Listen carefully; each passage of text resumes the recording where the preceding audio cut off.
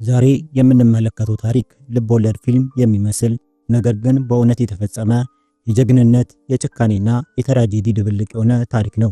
በኢትዮጵያን አቆጣጠር ህዳር 14 1989 እንደ ፈረንጆቹ አቆጣጠር ኖቬምበር 23 1996 ቦታው የምስራቅ አፍሪካ ሰማይ ነው።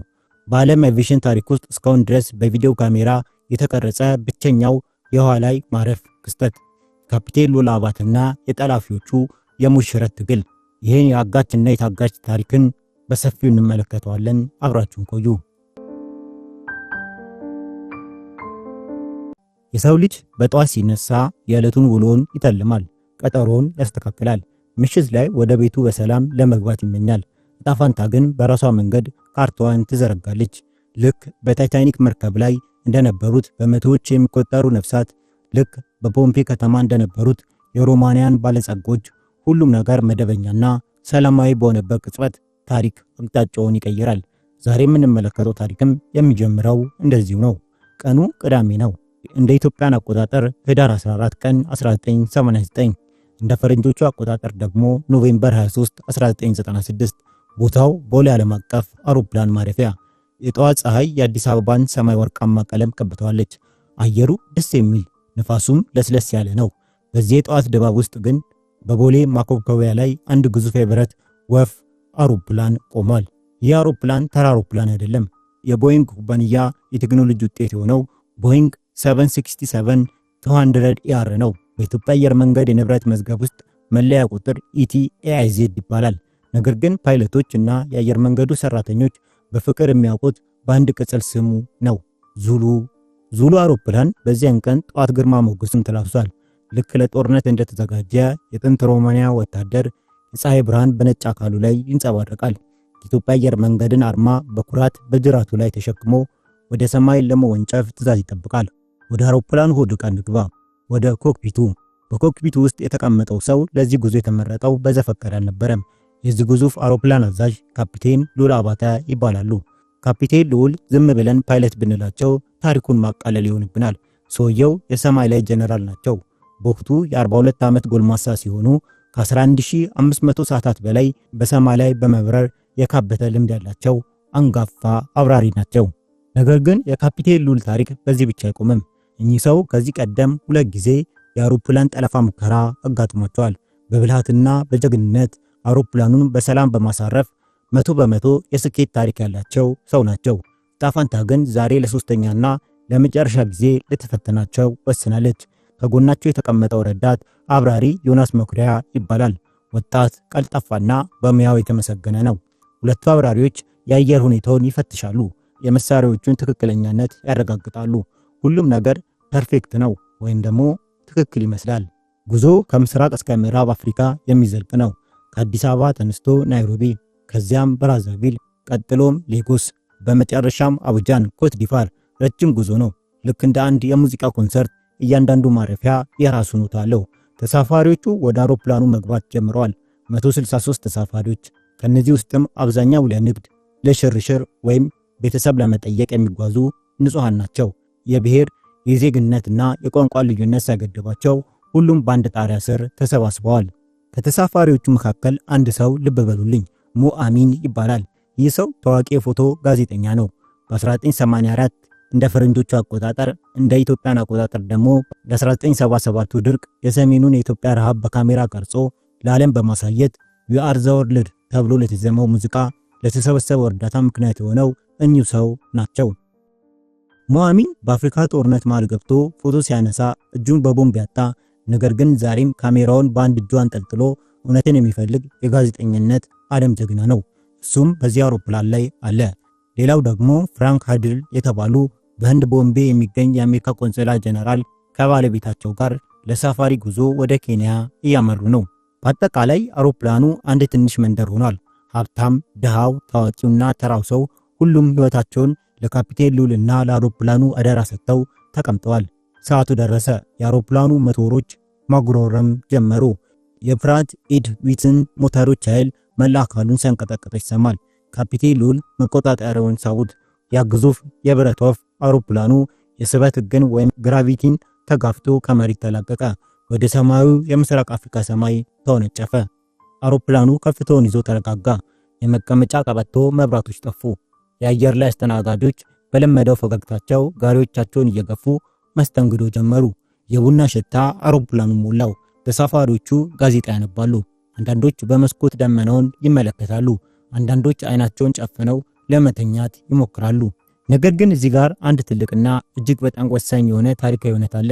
ይህ በረራ ዓለም አቀፍ ቢሆንም አውሮፕላኑ የጫነው ነዳጅ ግን ለመላው ጉዞ የሚበቃ አልነበረም። አሰራሩ እንዲህ ነው። አውሮፕላኑ ቀላል እንዲሆንና በብቃት እንዲበር ነዳጁ የተሞላው እስከሚቀጥለው ማረፊያ እስኪበቃ ድረስ ነው። ስለዚህ አውሮፕላኑ የያዘው ነዳጅ እስከ ናይሮቢ ድረስ ለሚደረገው የ2 ሰዓት ገደማ በረራና ለድንገተኛ ጊዜ የሚሆን ጥቂት መጠባበቂያ ብቻ ነው። ማንም ሰው ይህ አውሮፕላን ናይሮቢ ሳይሆን ወደ ሌላ አህጉር ይበራል ብሎ የጠረጠረ አልነበረም። ሁሉም ነገር ሰላም ነበር፣ በጣም ሰላም፣ ልክ እንደ ባህር ላይ መርከብ። ከማዕበሉ በፊት የሚኖረው አስፈሪ ጸጥታ አይነት። ካፒቴን ልዑል ዛሬ ቀላል ነው ብለው አስበው ሊሆን ይችላል። ተሳፋሪዎቹ ናይሮቢ ስንደርስ ምን እንበላለን ብለው እቅድ እየወጡ ይሆናል። ግን ከኋላ ወንበር አካባቢ 3 ወጣት ኢትዮጵያውያን አይናቸው በደም የረጠበ መንፈሳቸው የተረበሸ ከመቀመጫቸው ተነሱ።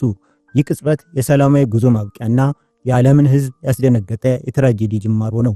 ዙሉ የተሰኘው አውሮፕላን ከሰላማዊ መጓጓዣ መርከብነት ወደ ሰማይ ላይ እስር ቤት ሊቀየር ሰከንዶች ብቻ ቀርተውታል።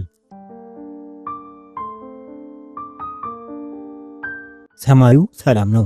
ከምድር በ39 ጫማ ከፍታ ላይ ዓለም ጸጥ ብላለች። ከታች የሚታየው ነጭ ደመና እንደ ጥጥ ተነጥፏል። በአውሮፕላን ወይም በበረራ ቁጥር 961 ውስጥ ያለው ድባብ ልክ እንደ አንድ የቅዳሜ ጠዋት ካፌ ሰላማዊ ነው። የአውሮፕላኑ ሞተሮች የሚያወጡት አንድ ወጥ የሆነ የሞተር ድምፅ ለተሳፋሪዎቹ እንደ ሽሩሩ የዚማሚት ምት ሆኖላቸዋል። አስተናጋጆቹ በፈገግታ የሞቀ ቡናና ቁርስ እያቀረቡ ነው። ማንም ሰው ይህ ሰላም ልክ እንደ ቀጭን ብርጭቆ ሊሰበር ሰከንዶች እንደቀሩት የገመተ የለም። ነገር ግን ልክ በዚህ ቅጽበት ታሪክ መተንፈስ አቆመች። ከኢኮኖሚ ክፍል ከመቀመጫ ቁጥር አካባቢ 3 ወጣቶች ተነሱ። የሀያዎቹ አጋማሽ ላይ የሚገኙ መልካቸው በፍርሃትና በቆራጥነት የተደባለቀ አይናቸው ላይ የሞት ጥላ ያረፈባቸው ወጣቶች እንደተተኮሰ ጥይት ከመቀመጫቸው ተወነጨፉ። ጉዟቸው ወደ ሽንት ቤት አልነበረም፣ ወደ አውሮፕላኑ ቅዱስ ስፍራ፣ ወደ ኮክፒቱ ወይም ፓይለቶች አውሮፕላኑን በሚነዱበት ክፍል እንጂ።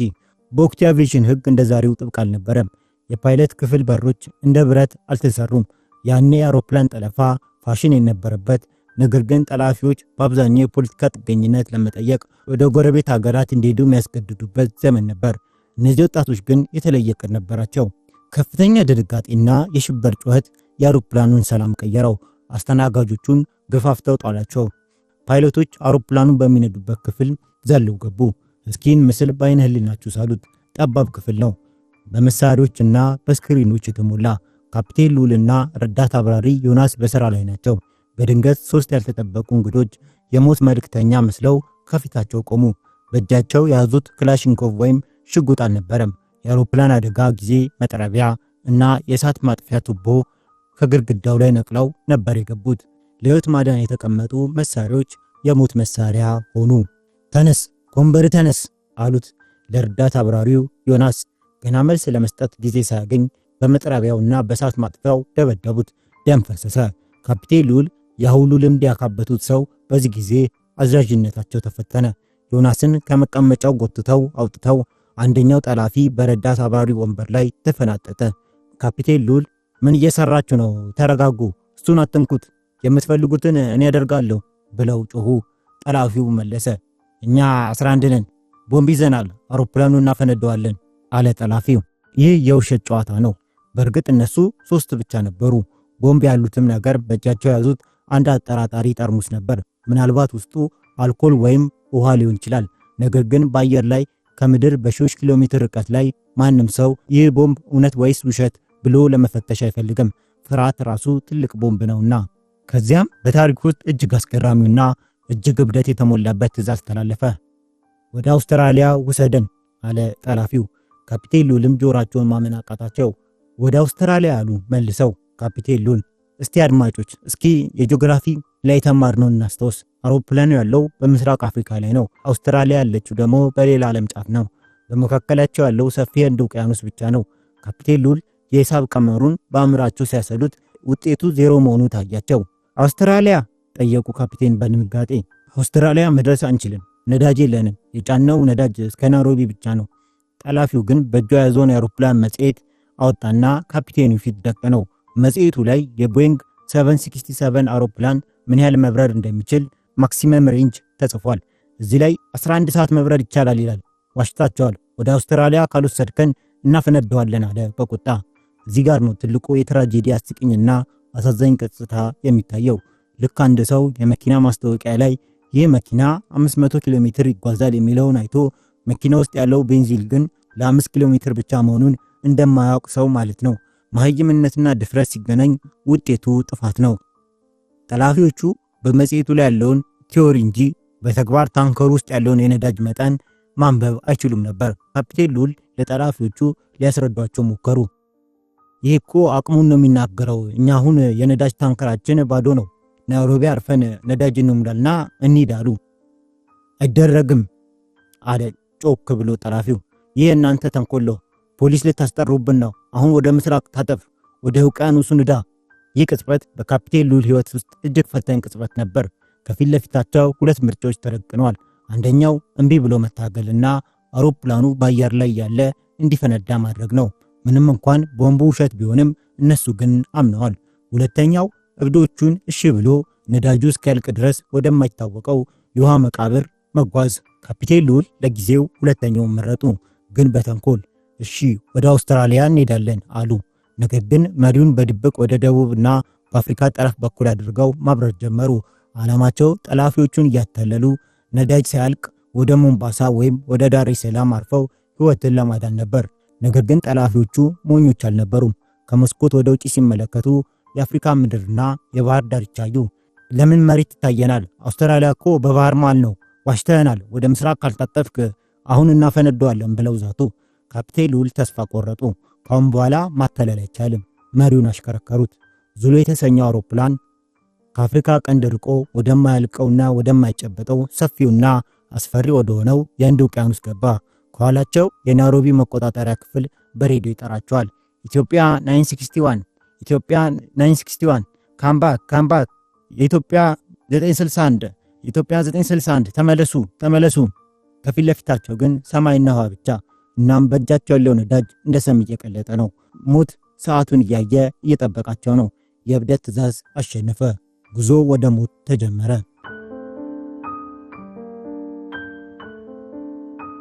በህይወት ውስጥ አንዳንዴ ምርጫዎች ጠባብ ይሆናሉ። ልክ እንደ አንድ አጣብቂኝ ውስጥ የገባ የቼዝ ተጫዋች። እያንዳንዱ እንቅስቃሴ የመጨረሻው ሊሆን ይችላል። ንጉስህን ለማዳን ወታደርን መስዋዕት ታደርጋለህ ወይስ ንግስትን ወይ ራስህን ለሽንፈት አሳልፈህ ትሰጣለህ?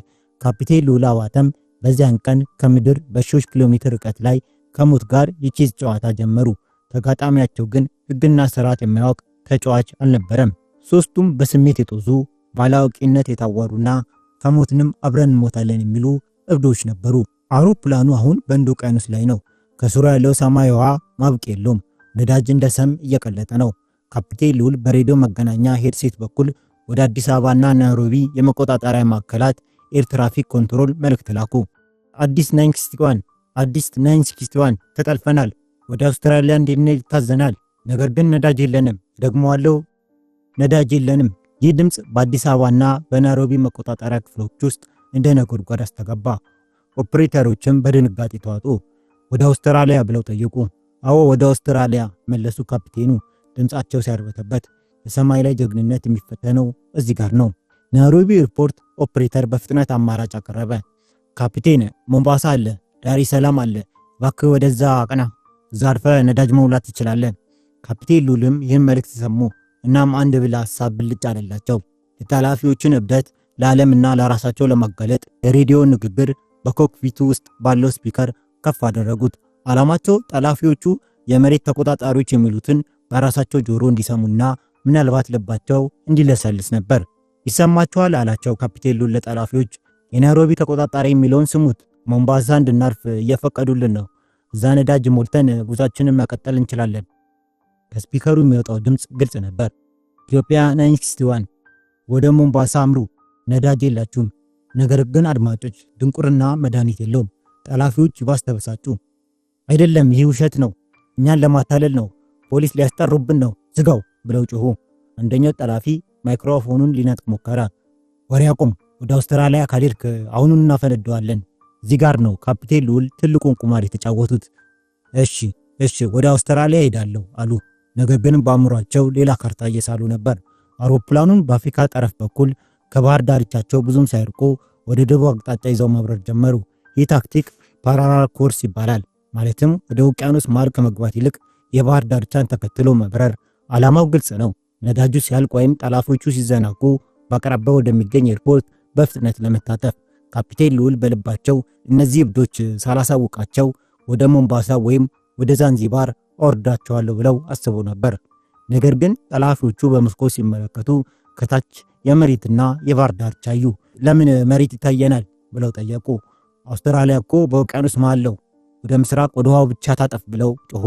ካፒቴን ልዑልም አይ ይህ እኮ ደሴት ነው፣ ወደ አውስትራሊያ እየሄድን ነው ብለው ሊያታልሏቸው ሞከሩ። ነገር ግን ጠላፊዎቹ አልተቀበሉም። አሁን ካልታጠፍክ ቦምቡን እናፈነዳዋለን አሉና ቆረጡ። ካፒቴን ልዑልም የመጨረሻውን አማራጭ ተጠቀሙ። ወደ ግራ ታጠፉ። አውሮፕላኑ ዙሉ ከአፍሪካ ምድርና ተስፋ ርቆ ወደ ሰፊውና አስፈሪው የህንድ ውቅያኖስ ገባ። አሁን ከታች የሚታየው ሰማያዊ ውሃ ብቻ ነው። መሬት የለም፣ ተራራ የለም፣ ከተማ የለም፣ ውሃ ብቻ። ካፒቴን ልዑል በዚያ ቅጽበት የወሰኑት ውሳኔ በእውነትም በታሪክ የሚመዘገብ ነው። ከነዚያ ጋር መታገል ዋጋ የለውም ብለው አሰቡ። አሁን ያለኝ አማራጭ ነዳጁ እስኪያልቅ ድረስ መብረር እና የሆነ ደሴት ፈልጎ ማረፍ ነው። በካርታቸው ላይ ሲመለከቱ በውቅያኖሱ መሃል በሞዛምቢክ እና በማዳጋስካር መካከል አንዲት ትንሽ ነጥብ አዩ። የኮሞሮስ ደሴቶች። እዛ መድረስ አለብኝ ብለው ለራሳቸው ብቸኛው መዳን ተስፋ እሷ ነች አሉ። ጊዜው እየሮጠ ነው። ነዳጅ እያለቀ ነው። የአውሮፕላኑ ኮምፒውተር ሎው ፊውል የሚል ማስጠንቀቂያ በስክሪኑ ላይ ያሳያል። ቀይ መብራቶች ብልጭ ድርግም ይላሉ። ካፒቴን ልዑል ግን አይናቸውን ከኮሞሮስ ደሴት አልነቀሉም። እንደ አንድ አዳኝ አንበሳ ያችን ትንሽ ደሴት ኢላማ አድርገው እየተጓዙ ነው። ተሳፋሪዎች ግን ስለሚሆነው ነገር ምንም አያውቁም። አንዳንዶች ይጸልያሉ፣ አንዳንዶች ያለቅሳሉ፣ አንዳንዶች ደግሞ ይህ ነገር በሰላም ያልቃል ብለው ራሳቸውን ያታልላሉ። ጋዜጠኛው ሞአሚንም የአውሉ ጦርነት ያየ ሰው አሁን በሰማይ ላይ ያለ መሳሪያ ታስሯል። ይህ በረራ አሁን ከቁጥጥር ውጭ ይሆናል። ልክ እንደ አንድ ቁልቁል እንደሚወርድ ባቡር፣ ፍሬኑን የበጠሰ ባቡር። ካፒቴን ልዑል በመሪው ላይ ናቸው፣ ግን መድረሻቸው አይታወቅም። ነዳጁ ማለቁ አይቀርም። ጥያቄው መቼና የት ነው የሚለው ብቻ ነው። የሰማይ ላይ ቁማሩ ተጣጥፏል። ካፒቴን ልዑል አንድ ካርድ ብቻ ቀርቷቸዋል። ያቺም የኮሞሮስ ደሴት ናት። እሷን ካላገኙ ውጤቱ ግልጽ ነው። ሞት በውቅያኖስ ውስጥ እያንዣበበ ነው። የሰው ልጅ ፈጣሪዎች ሁሉ የራሳቸው የልብ ምት አላቸው። አንድ መርከብ በውቅያኖስ ላይ ሲጓዝ ሞተሩ እንደ ልብ ይመታል። አንድ መኪና በመንገድ ላይ ሲከምፕ ሞተሩ ይተነፍሳል። በአየር ላይ ደግሞ ያ ለተሳፋሪዎች እንደ ዋስትና የሚሰማው የጀት ሞተሮች የሚል ድምጽ የህይወት ድምጽ ነው። ያ ድምጽ እስካለ ድረስ ተሳፋሪው ይተኛል፣ ያወራል፣ ስለ ነገ ያስባል። ነገር ግን ያ ድምጽ ሲቆም ያኔ የሞት ጥላ በኮሪደሩ ላይ መራመድ ይጀምራል። 4 ሰዓታት አለፉ። አውሮፕላኑ ዙሉ ልክ እንደ አንድ በበረሃ ውስጥ እንደተጠማ መንገደኛ ጉሮሮ ደረቀ። በክንፎች ውስጥ የተሸከመው ነዳጅ አለቀ። የመጨረሻው ጠብታ ወደ ሞተሩ ተላከች። ካፒቴን ልዑል አባተ ከኮክፒቱ ውስጥ ሆነው የነዳጅ መለኪያውን ፉል ጌጁን ይመለከቱታል። ጠቋሚው ቀስቱ ዜሮን እያመለከተ ነው። ልክ የአንድ ሰው የልብ ምት መቆም እንደሚጠብቅ ዶክተር የአውሮፕላኑ ሞት እየጠበቁ ነው። እናም ጀመረ። በቅድሚያ የቀኝ ሞተሩ ተንቀጠቀጠ። ብሬት ኤድዊትን የተሰኘው ግዙፍ ሞተር ምግብ እንደተከለከለ አውሬ ማጉረምረም አቆመ። ኃይሉ ጠፋ። አውሮፕላኑ ሚዛኑን ሳተ። ወደ ቀኝ ሊያዘነብል ሞከረ። ካፒቴን ልዑል እንደምንም ታገሉት። በኮክፒት ውስጥ ማስተር ዋርኒንግ የሚባለው ቀይ መብራት ብልሽ ድርግም ይል ጀመር። የሚረብሽ የደውል ድምጽም ክፍሉን ሞላው። ካፒቴን ልዑል ማይክሮፎኑን አነሱ። ይህ ቅጽበት በእውነትና በልም መካከል ያለው መስመር የሚጠፋበት ነው። ለተሳፋሪዎቹ እውነቱን የሚናገሩበት ጊዜ አሁን ነው። ድምጻቸው ሲያርበተበት፣ ነገር ግን በጥልቅ ሐዘን እንዲህ አሉ። ክቡራንና ክቡራት፣ ካፒቴናችሁ ነው የሚናገረው። ነዳጅ አልቆብናል። አንዱ ሞተር ቆሟል። አሁን ሁለተኛው ይቆማል። ደግሞ አለው ሁለተኛው ሞተር ይቆማል። ስለሆነም በኋላ ላይ ለማረፍ ክራሽ ላንዲንግ ተዘጋጁ አሉ። እስኪ ይህን ንግግር ስሙት። በአየር ላይ ከምድር በ30,000 ጫማ ከፍታ ላይ ሆኖ እንወድቃለን የሚል ቃል መስማት ምን አይነት ስሜት ይፈጥራል? በካቢን ውስጥ የነበረው ጸጥታ በድንጋጤ ተዋጠ። ሰዎች ተጠመጠሙ፣ እናቶች አለቀሱ፣ አንዳንዶች ደግሞ በድንጋጤ ደርቀው ቀሩ። ጋዜጠኛ ሞአሚን ያሁን የጦር ሜዳ ያየው ሰው አሁን ካሜራውን ሳይሆን ነፍሱን ይዞ ለመውጣት እያሰላሰለ ነው። ነገር ግን በኮክፒት ውስጥ ያለው ድራማ ከዚህ ከፋ ነበር። ጠላፊዎቹ የካፕቴኑን ንግግር ሲሰሙ ወደ እብደት ተቀየሩ። ለምን ተናገርክ? ህዝቡን ለምን አሸበርክ? ብለው ጮሁ። አውሮፕላኑን ለመቆጣጠር ሞከሩ። የአውሮፕላኑን አውቶ ፓይለት አጠፉት። አውሮፕላኑ ያለ ሞተር እና ያለ መሪ በሰማይ ላይ እንደ ሰካራም ወፍ ይወራጨፍ ጀመር። ካፕቴን ሉል ተው ልቀቁ፣ እንሞታለን እያሉ ይታገሏቸዋል። ከዚያም የመጨረሻው ህይወት ክር ተበጠሰ። የግራ ሞተሩ ቆመ። ይህ የጸጥታ ጊዜ በቃላት ለመግለጽ ይከብዳል። እስካሁን ይሰማ የነበረው የሞተር ጩኸት ድንገት ሲጠፋ የሚሰማው ብቸኛ ድምፅ የንፋስ ሽውታ ነበር።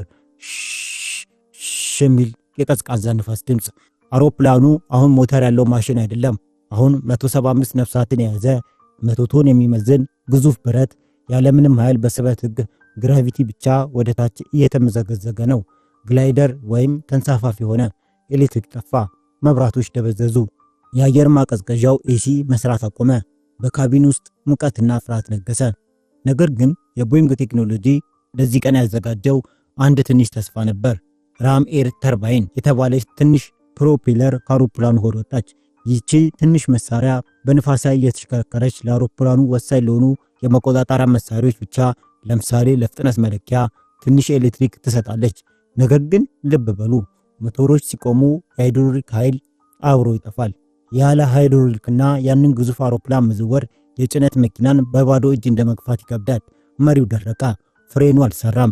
ክንፎቹ አይታዘዙም።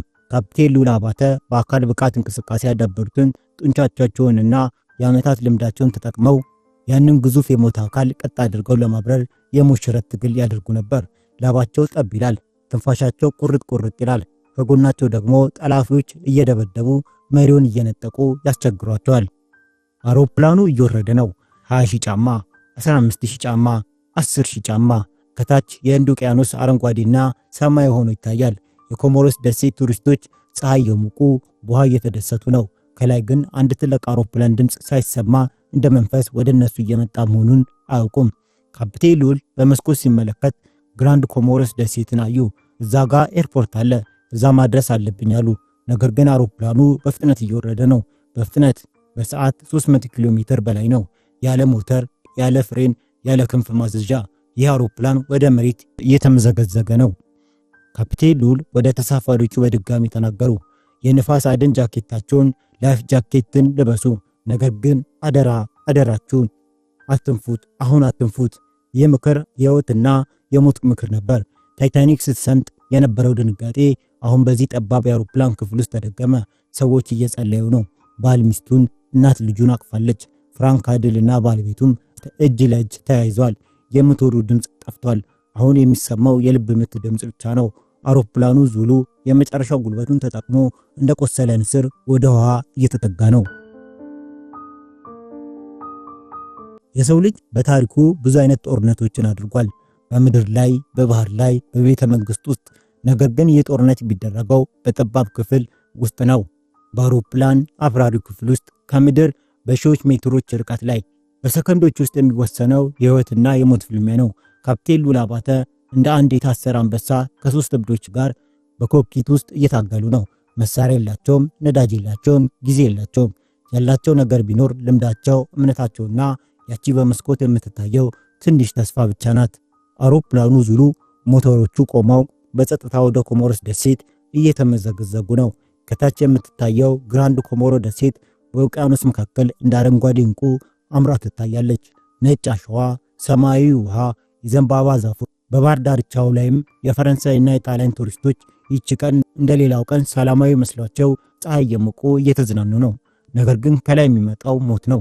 ካፕቴን ሉል በኮክፒት ውስጥ ሆነው የፕሪንስ ሰይድ ኢብራሂም ኤርፖርትን ማኮብኮቢያ ለማግኘት አይናቸውን ሰቅለጨልጩ ነበር። እባክህ ጌታዬ ያንን አስፋልት አሳየኝ ያሉ እየጸለዩ ነው። ነገር ግን ጠላፊዎች በእብደታቸው ምክንያት ካፕቴኑን እየደበደቡ መሪውን እየነጠቁ አውሮፕላኑ እንዲወራጭ አደረጉት።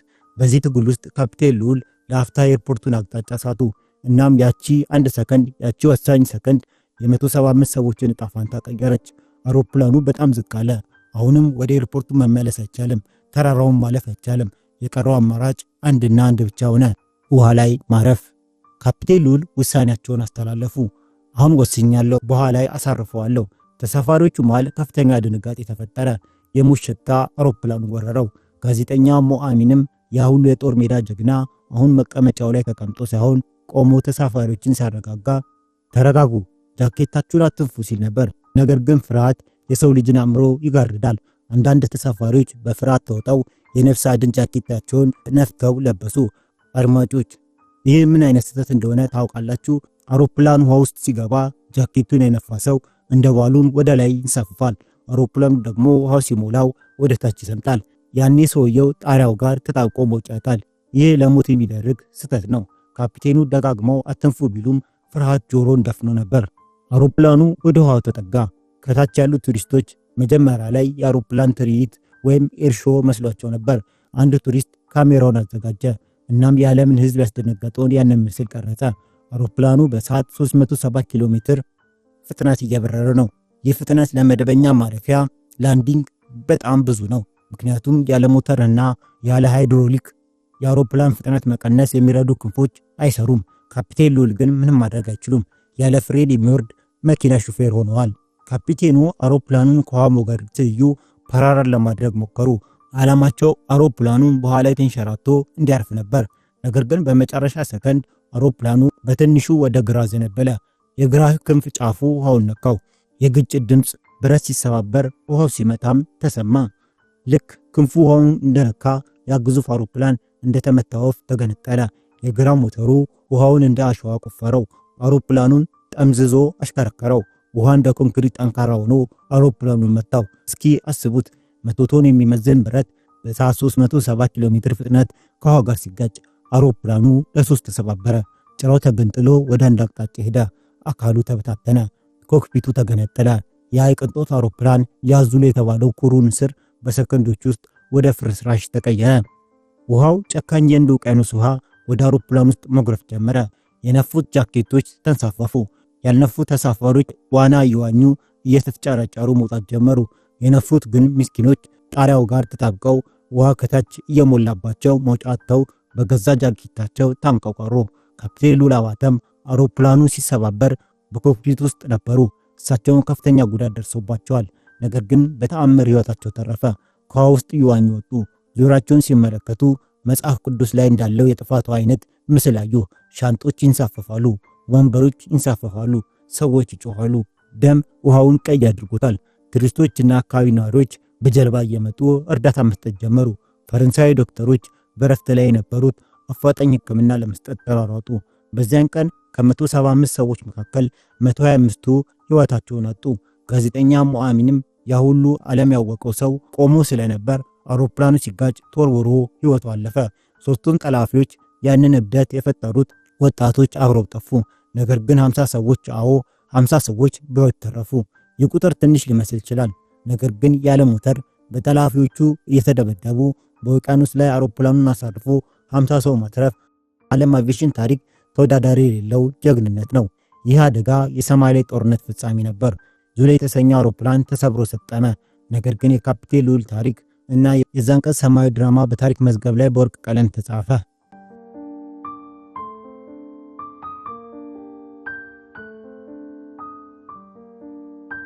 ይህ አደጋ ለዓለም ያስተማረው ትምህርት ግን ቀላል አይደለም። አንደኛ፣ አብራሪዎቹ ጀግንነት ምን ያህል ዋጋ እንዳለው አሳይቷል።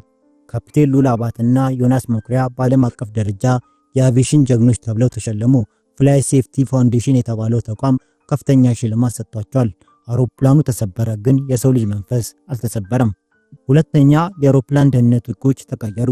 ከዚያ አደጋ በኋላ አየር መንገዶች ፓይሎቶች አውሮፕላኑን በሚነዱበት ክፍል ውስጥ የኮክፒት በሮችን ማንም እንዳይከፍታቸው አድርገው አጠናከሩ።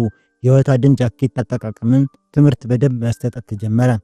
ዛሬ ከዓመታት በኋላ የኢትዮጵያ አየር መንገድ በረራ 961 ታሪክ ሲነሳ የምናስታውሰው የሞተውን ቁጥር ብቻ አይደለም። የምናስታውሰው የካፒቴን ሉልን ብልሃት፣ የረዳት አብራሪው ጽናትና የሞአሚንን ጀግንነት፣ የሰው ልጅን የመኖር ፍላጎት እንመለከታለን።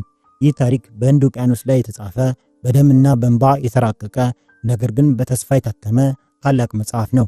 የሰው ልጅ ክፋት፣ ጠላፊዎቹ እና የሰው ልጅ ጀግንነት ፓይለቶቹና አዳኞቹ ፊት ለፊት የተጋጠሙበት የታሪክ መድረክ። እንግዲህ አድማጮች፣ የዛሬው ዝግጅታችን ይህን ይመስላል። አብሮን ስለነበሩ እናመሰግናለን።